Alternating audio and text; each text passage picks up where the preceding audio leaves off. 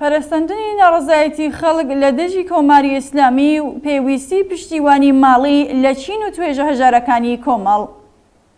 لە هەواڵەکاندا هاتبوو کە لە شاری مەهاباد ژمارەیەک لە خاوەنی ئەو ماڵانەی دراون بەکرێ نشینەکانیان وتووە ئێجارەی 2 مانگی ڕابردوویان لێوەرناگرن.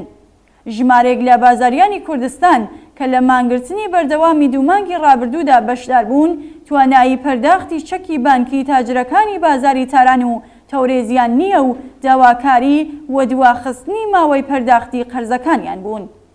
کرێکارانی بێکار کە بەرەو ڕووی گرانی ڕۆژ لەگەڵ ڕۆژ زیاتری گرانبوونی کرێماڵ دەرمان و خۆراک بوونەتەوە و قەرزداری بازار خاوەن ماڵەکانیان و تەنانەت دەرمانخانەکانی گەڕەکیژن ناتوانن قەرزەکانیان لە کاتی دیاریکراودا بدەنەوە. کرێکارانی مانگرتوو کە سندوقی پاشەکەوتیان بۆ کاتی مانگرتن نییە و خۆشیان هیچ سەرچاوێکی دارایی شک نابن بۆ دابینکردنی پێداویستیەکانی خۆیان و بنەماڵەکانیان تووشی کێشە و گرفتی جددین. نەخۆشەکان و بەتایبەت ئەو نەخۆش و بە ساڵاتچوانەی کە پێداویستیان بە دەرمانی تایبەت و ئاگاداری پزیشکی بەردەوام هەیە ناتوانن هەزینەی قورسی دەرمان و چوونە دوکتر بدەن. بە هەزاران کەس دەست بەسەر و لە زینداندان و زۆرێک لە بنەماڵەی زیندانیە سیاسیەکان توانایی هەزینەی سەفەر، گرتنی وەکیل و بردننی کەلوپەلی پێویست بۆ کەس و کارە زیندانی کراوەکانیان نییە. لە 2 مانگی ڕابردوودا و لە بزوستنەوەکانی پێشتردا ژمارەیەکی زۆر بریندار و یان کەم ئەندام کراون.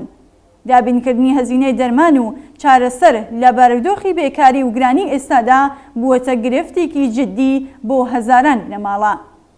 هەموو ئەم چین و توێژە و بەشی هەژار و دەستکورتی کۆمەڵ بزوێنەری سەرەکی ناڕەزایەتیەکان و مانگرتنی ئەم 2 مانگەی دوایین لە کوردستان و ئێران. بە بێدابوونبوونی پێداویستی سەرەتاییەکانیان و بیرکردنەوەی جددی بۆ چارەسەری خێرا و کوردمەوەدا ئەنێرژی و توانایی بەشێکی بەرچاو لە ناڕازیان و نەیارانی حکوومەت ئەو جۆرەی پێویستە شیاوی کەڵک لێوەرگرتن نییە.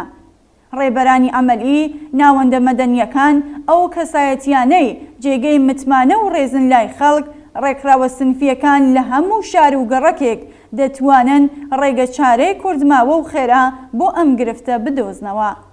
چارەسەربوونی ئەم کێشە و گرفتەی ڕۆژانەی خەڵک نەتەنیا هێز و تواناییەکی زیاتر لە بەرامبەر ڕژیمدا دێنێتە مەیدان بەڵکو دەتوانێت ببێتە هۆی هاودەردی، یەکگرتووی و بەهێزبوونی ورە و گەشەکردنی فەرهەنگێکی ئینسانی لە نێو خەڵکدا.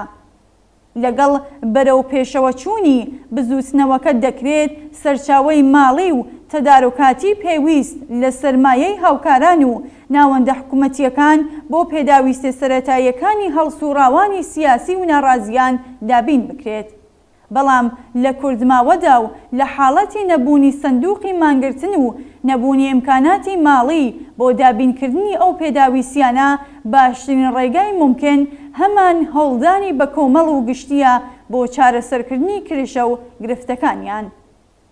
خەڵکی کوردستان و باقی بەشەکانی ئێران ئەزموونێکی بەرینیان لە هەمیاری و هاوکاری گشتی لە کاتی قەیرانی سروشتی وەک بوومەلەرزە، ئاگرکەوتنەوە، لافا و هیتردا هەیە، هەروەها لە کاتێکدا کە شەڕ، ئاوارەبوون، سەرکوت و جەنایەتی حکوومەتی ڕوویداوە ئەوە خەڵک بوون کە بە باشترین شێوەی ممکن ئینسان دووستی، هاوچارە نووسی و هاودەردی خۆیان پیشان داوە.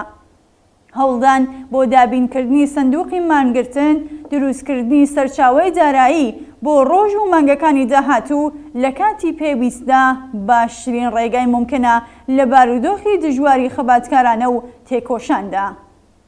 لە بارودۆخی ئینقلابی و بارودۆخی سیاسی ئێستادا پێویستمان بە ڕێگا چارەی شۆڕژگەرانە نوێ جەماوەری و داهێنەرانەیە.